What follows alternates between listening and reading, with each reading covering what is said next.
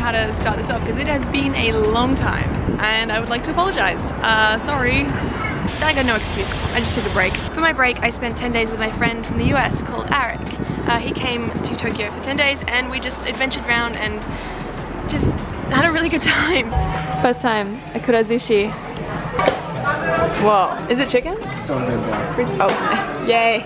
Right now I'm at Tokyo Dome, which is near Suidobashi Station, if you guys ever want to come here. You can see there's a whole theme park behind me right there. I thought I would get back into things by just doing a Q&A and answering some really frequently asked questions that I've never really got to. And yeah, taking you guys around today and showing you some of the places that I've been hanging out and maybe show you some sakura because the season's almost over. It was a really quick season for cherry blossoms, but I'll show you what's left and yeah, tell you what's been going down in my life. I asked you guys on Twitter and Instagram to send me any questions you wanted to ask, so I'm going to be answering a few of those in this video as well. Emma, what do you do for work in Japan? My jobs in Japan are YouTube, freelance acting and modeling, and freelance English teaching. So I have a bunch of students that I go to. I'm not with like a company or anything, I just organize it all myself, and so I go to, over time I've built up specific students that, you know, we're good best buds, and I go and see them every week. And then I do acting and modeling with agencies here that are mostly focused on foreigners, for like commercials and stuff. And then I also do YouTube. This is one of my jobs. Let's go explore the world.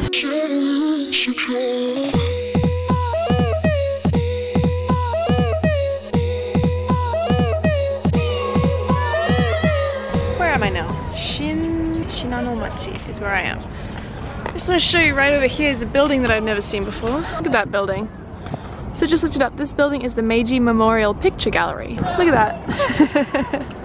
Okay, on Twitter, Michael asks, is there anything you want to do in Japan that you haven't done yet?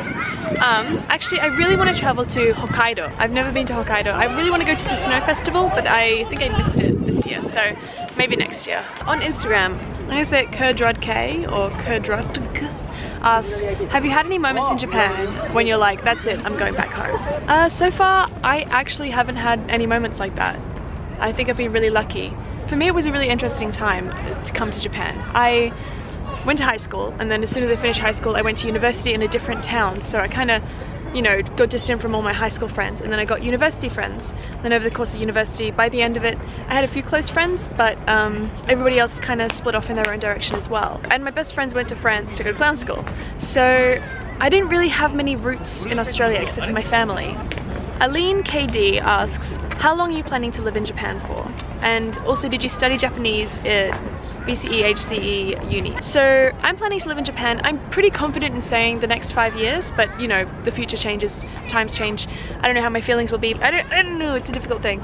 And did I study Japanese at university? I didn't. I studied in high school, from primary school to high school, so about 7 years, which sounds like a lot, but you know, high school and primary school, it gave me the basics, which has helped infinitely. Okay, Kira asks, what do you miss about Australia the most, and what do you hate about Japan the most? I miss pies. I miss sausages from Woolies, or from Coles. You know, I'm not really particular about Woolies and Coles sausages, you know, just as long as they're herb and garlic. I miss my mum. I miss, yeah, like bulk fruit. I miss getting a bag full of apples every time, and like mangoes and strawberries that, you know, don't cost me an arm and a leg. That's what I miss. What do I hate about Japan the most? It's not something that I hate about Japan. It's just something that I find difficult about moving to another country where I don't completely understand what's going on. And that's, everything is just 500 times harder than it would be in my own country. Like, in my own country, in Australia, I'd find it hard to pick up the phone and call a bank. Like, I get sweaty, I get nervous. It's like, oh, but here it's like, you get sweaty, you get nervous, but then you also have to do it all in another language that you don't understand, and you know you're gonna mess it up. But you just gotta try anyway. I think that's another good thing about this place, is it's pushed me to do stuff that I really hate doing. It's pushed my boundaries, I think. Alright, that's enough for this area, and it's getting cold and a bit windy, so let's move on to the next area or head back home. I haven't really decided what I'm doing yet. One last look at that sakura. On Twitter, Taylor B asks, what is your favorite Starbucks drink? My favorite drink from Starbucks is actually a matcha tea latte, but with soy milk instead of regular milk. I got the short size because sometimes I just don't need a big one, you know? That's what it looks like inside. I was just hanging out with Taylor before and I asked her to ask me that question, so I had an excuse to buy this drink. We're in Shinjuku now. Taylor B tweeted me and asked, Emma, where's your favorite place to go to get a donut in Shinjuku, specifically donut plant? It's near the east exit of Shinjuku. Keep going. I didn't tell Taylor to tweet me that because I wanted a donut. No way.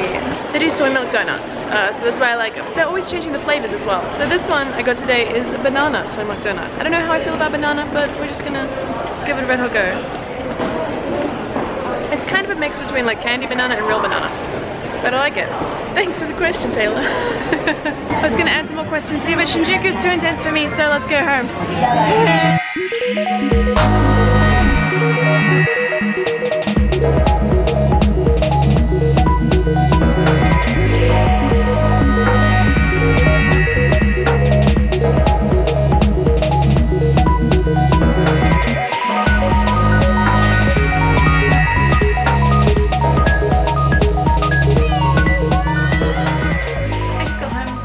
Okay, this doesn't look appetizing, but last night I made myself a giant pot of nabe, which is like put everything in a pot and eat it. I made some last night. I think it's soy milk and sesame nabe.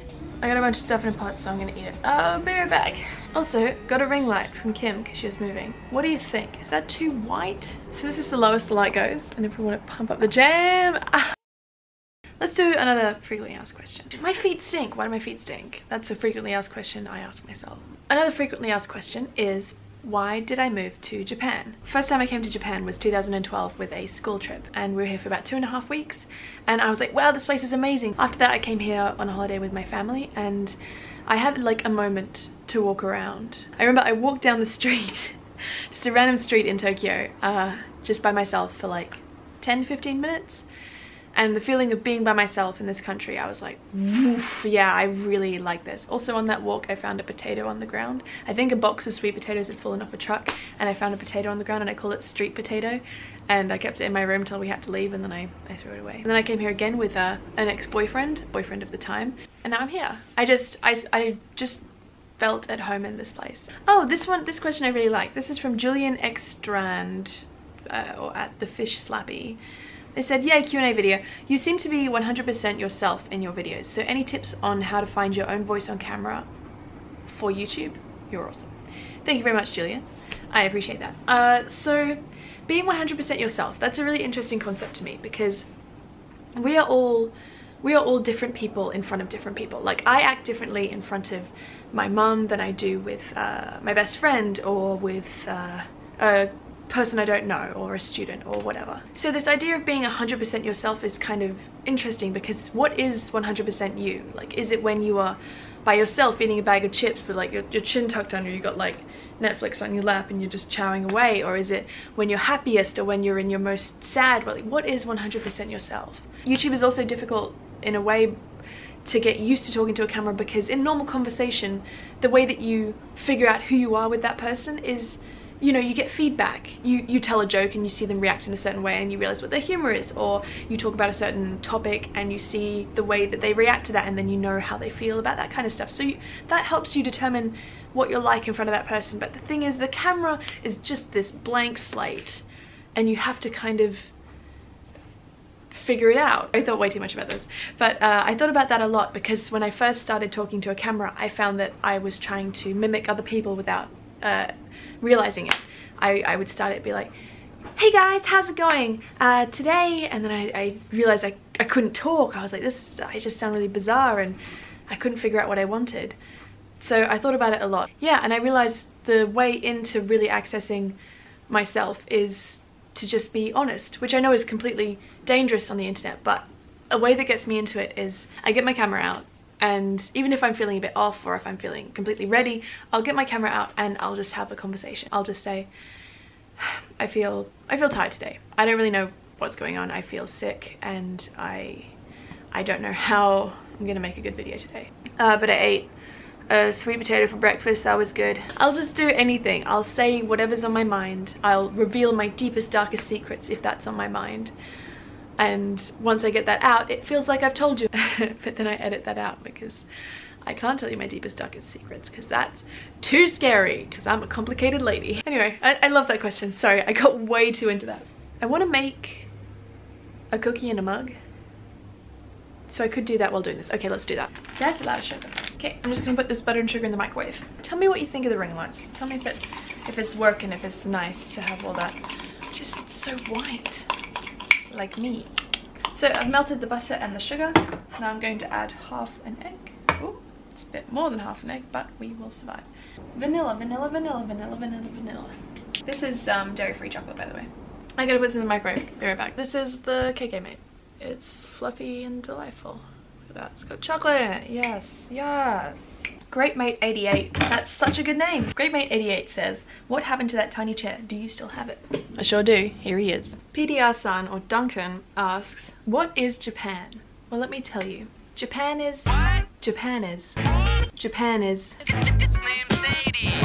My battery's gonna die, so I think that's all the questions I have time for. Again, sorry for the break, guys, but I really needed it. It was really nice.